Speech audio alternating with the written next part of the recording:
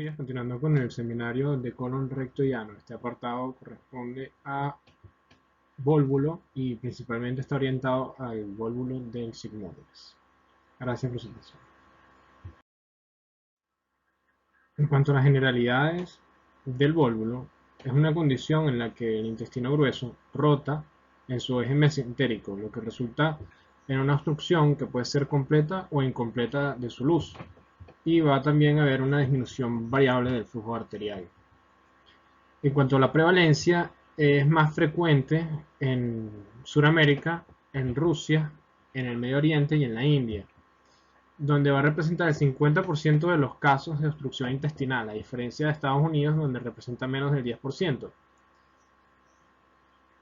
Es más frecuente que ocurra en el colon sigmoides, más del 90% de los vólvulos ocurren en el colon sigmoides. Factores de riesgo asociados incluyen la constipación y la vejez, siendo la edad promedio más o menos entre la séptima y octava década de vida. Los vólvulos son frecuentes en pacientes institucionalizados, especialmente psiquiátricos, y los pacientes con enfermedad de Chagas intestinales. En la siguiente lámina voy a hablar sobre la sintomatología, la clínica y el examen físico para hacer el diagnóstico. Sin embargo, quise adelantar esta parte imagenológica para que quede claro los signos radiológicos que debemos recordar para poder hacer el diagnóstico. En la imagen de la izquierda podemos ver un signo llamado, del inglés se llama Bent Inner Tube, que significa, sería la traducción como una tripa doblada, una tripa de bicicleta doblada.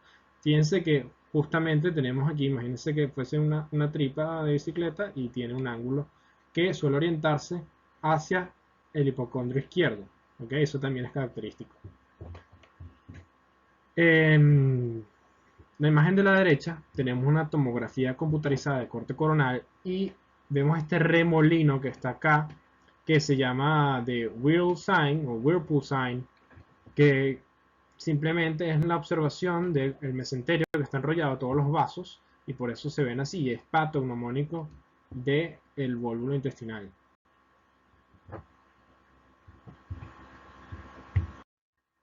Aquí les traje otra imagen para darles otros signos radiológicos. En la radiografía podemos ver el signo de Freeman-Dahl, que es simplemente que estas tres líneas que se pueden ver acá, esta y esta, que están señalando, confluyen en donde está la obstrucción. Ese es también clásico de vólvulos. Y el signo de grano de café es simplemente como se dobla el intestino y parece, desde el punto de vista macroscópico, un grano grande de café. Llegamos a la parte más importante para hacer el diagnóstico, que es la orientación clínica. ¿Cuáles son los síntomas del paciente y qué vamos a evaluar en el paciente? Bueno, el paciente usualmente tiene un cuadro que es insidioso, un dolor abdominal insidioso, que es progresivo, usualmente de 3 o 4 días antes de que él vaya a la emergencia o de que pida consulta. Se va asociando náuseas, vómitos, el paciente se siente distendido y está constipado, tiene dificultades para ir al baño. El dolor suele ser continuo y de cierta severidad y puede alternar con dolores tipo cólicos debido a la peristalsis intestinal. Sin embargo, este es el cuadro más usual.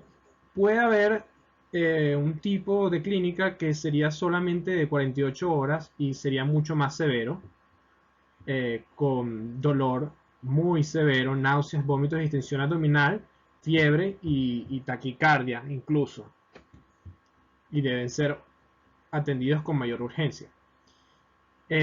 También hay otro polo, que es cuando ya hay perforación debido a una gangrena del vólvulo, debido a que una vez que el vólvulo pasa los 360 grados de giro, empieza a haber dificultad para que el flujo sanguíneo perfunda los tejidos. Entonces hay isquemia y posteriormente gangrena, lo que va a llevar al paciente que tenga fiebre, taquicardia, pueda tener hipotensión, especialmente si sangra, signos de peritonitis, defensa abdominal y Blumber positivo. En la imagen de la derecha podemos ver un enema abritado, una radiografía con enema abritado. Y se las traje porque también aquí hay otro signo característico que es el pico de ave, que justo está aquí. Y es lo que indica el contraste ya no pasa, se forma y aquí es donde está la obstrucción.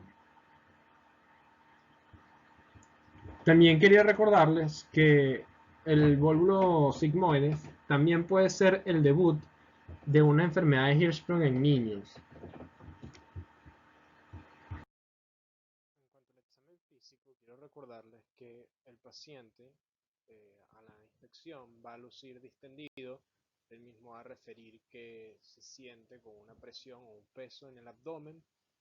A la palpación vamos a encontrar que puede haber eh, sensibilidad difusa o localizada especialmente hacia el flanco y la fosa ilíaca izquierda. Y al hacer la percusión vamos a encontrar que el abdomen está timpánico debido a la acumulación de aire en el intestino.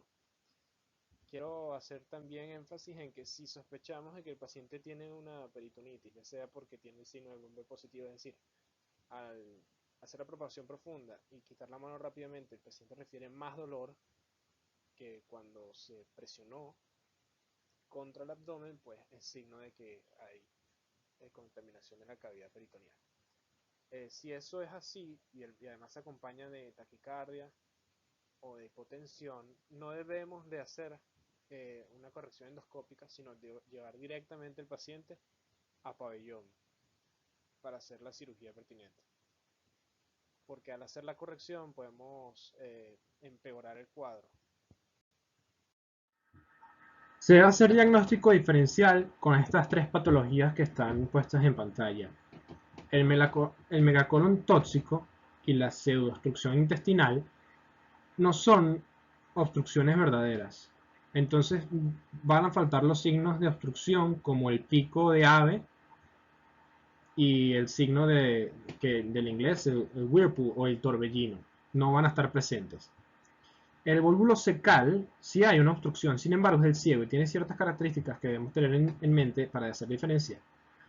Primero, es evidente que la obstrucción viene del lado contrario, de la fosa ilíaca derecha e invade hacia la izquierda.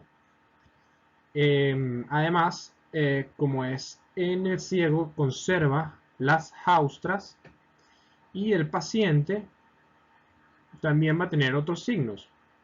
Usualmente se va a desviar el volvulo hacia epigastrio, a diferencia de, si recordamos, el volvulo sigmoides va hacia hipocondrio izquierdo. Y además podemos observar en el volvulo secal que las asas del intestino delgado están distendidos. Y eso nos permite hacer el diagnóstico diferencial. Ok, una vez que tenemos el diagnóstico del paciente, ¿cómo hacemos el manejo? Bueno, depende de las características clínicas del paciente. Si tiene signos de peritonitis, ¿okay?, o de perforación en el examen físico o en las imágenes, debemos hacer cirugía inmediata. Y si en la cirugía tenemos evidencia de que hay compromiso proximal del colon, debemos hacer una colostomía subtotal e ileostomía. Si no hay compromiso del colon proximal, solamente hacemos la resección del colon del segmento afectado. Y debe ser con el procedimiento de Hartmann, que es el preferido, especialmente si el paciente está hemodinámicamente inestable, en acidosis o en hipotermia. Si el paciente no tiene signos de perforación ni de peritonitis, perdón, no tiene, debemos hacer vía endoscópica la corrección del volvulo. Si es exitosa la corrección, debemos ver si el paciente es candidato a cirugía. ¿Por qué? Porque el 84% de los pacientes tiene una recidiva, es decir, otro episodio de torsión intestinal en los 58 días siguientes. Usualmente es la media. Entonces hay que hacer la cirugía del paciente. Y parte de la idea de corregirlo vía endoscópico es que preparar al paciente para hacer la cirugía. Si es un candidato quirúrgico, pues se debe hacer la preparación intestinal, luego pues se hace una colectomía sigmoidea y se hospitaliza y se se expande y los demás cuidados. Si no es un candidato quirúrgico, se debe hacer una colostomía endoscópica percutánea o una sigmoidopexia en los pacientes con episodios recurrentes de volvulo sigmoideo. En esta lámina les presento un video sobre la corrección del vólvulo bioendoscópica. Se debe de colocar un tubo que acompaña el endoscopio fenestrado, que sea mayor de 25 centímetros, es decir, que supere la distancia del ano hacia donde se estima que está la obstrucción. Se debe insertar el tubo por el ano, se va a empujar hasta que se llegue a la obstrucción, se hace presión e insuflación mínima y debe ser suficiente como para que se corrija la torsión. Una vez superada la obstrucción, deben ser expulsados los gases por el tubo y se debe luego aspirar las heces y dejar el tubo que está junto al endoscopio entre 48 y 72 horas hasta que se prepare el paciente, el intestino, y se haga la cirugía electiva.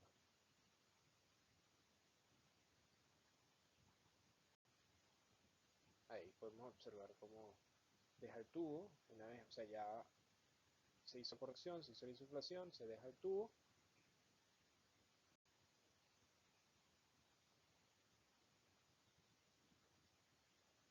Luego se debe aspirar las heces que queden. Ese es el procedimiento.